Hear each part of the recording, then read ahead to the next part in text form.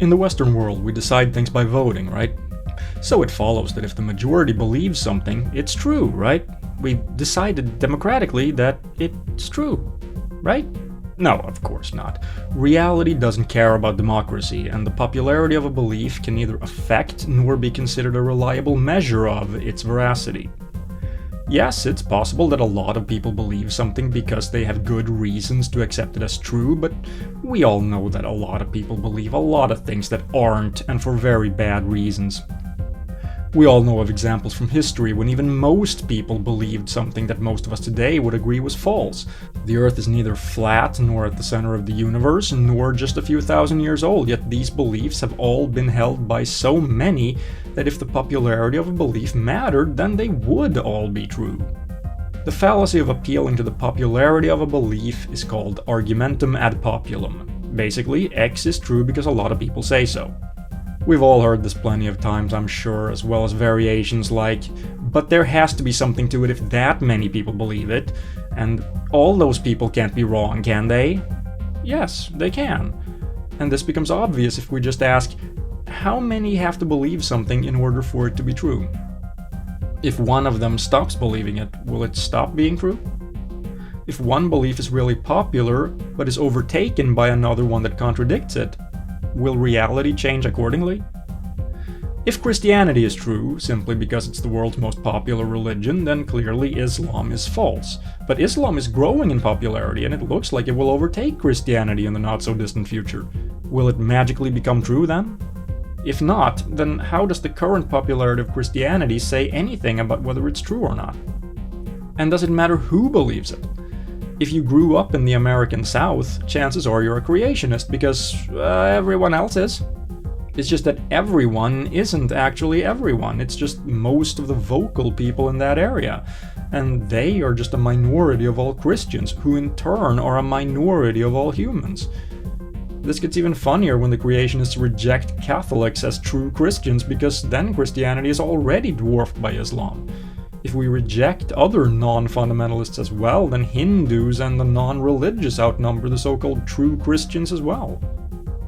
I could go on, but I think I've made my point. The popularity of a belief says nothing about whether it's true or not.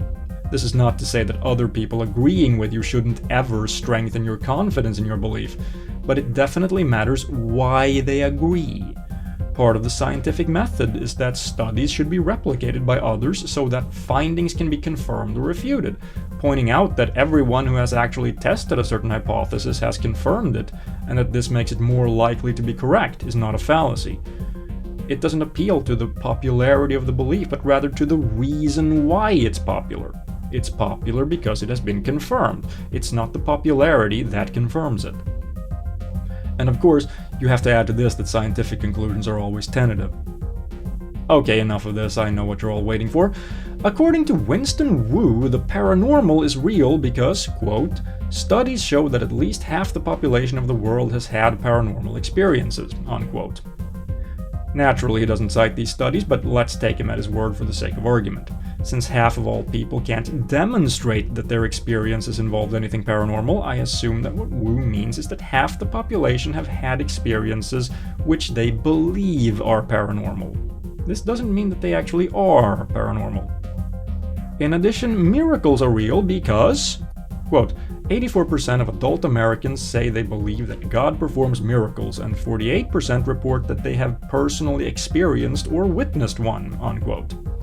He then adds, quote, common sense tells us that statistically, such widespread reports probably points to a real phenomenon, whatever it may be, unquote. So he's unwittingly explained the problem with his reasoning. I don't care about common sense in this context, but I agree that such widespread reports do indicate something.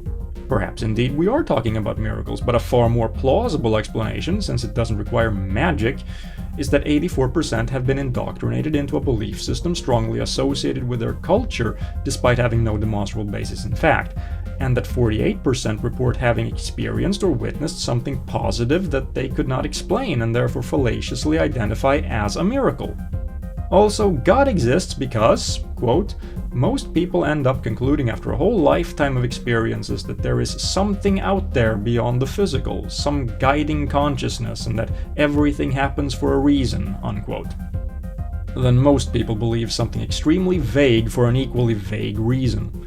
If they had a good reason to believe this, Wu should present that reason instead of appealing to the popularity of the belief. It's almost as if he knows he's wrong. Until next time, stay logical.